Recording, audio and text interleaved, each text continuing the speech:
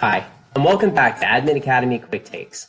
I'm Josh Levine, the founder and CEO of Admin Academy. Let's get started. You guys remember this guy? He's the elephant in the room. He's college rankings, and he plays a big role in how people decide where to go to college. Well, today we're going to talk about the bigger elephant in the room. That is college pricing. We've all heard the horror stories. People are worried about the cost of college. We hear stories about baristas with $100,000 plus of debt. They can't get the job that they need to pay off their student loans, and they're underwater. Well, this is more the exception than the rule, and we're going to talk about how college pricing is a little different from what you may actually expect. Here's how college is less expensive than you might think. First, the tuition sticker price that you see is not the price that you pay. According to Moody's, the average tuition discount rate for private universities is 51%. That means most people attending private universities, and those are more expensive than publics, are actually paying about half of the listed sticker price. And about 20% of private universities have discount rates over 60%. That means they are reducing their tuition rate by more than half for students going to those institutions. According to the Department of Education, the average student graduates with about $35,000 of debt, not $100,000 of debt.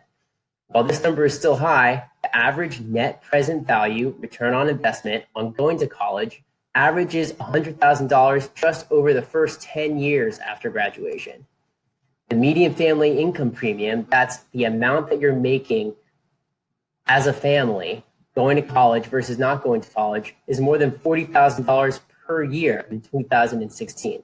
You're making up that debt in value over time, basically as an average family. So everyone is sort of benefiting from an income perspective by going to college.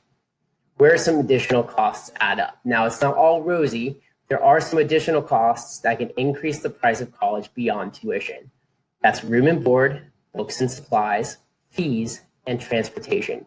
Total, these are called direct costs, and these are all costs that are not included in the tuition number. That means you may need to pay something for your college experience, even with a full ride tuition scholarship. So even if you're getting 100% of your tuition off, you're still going to have to pay for room and board in a lot of cases. How can we get more transparency here, right? This is confusing. There are some tools that can help.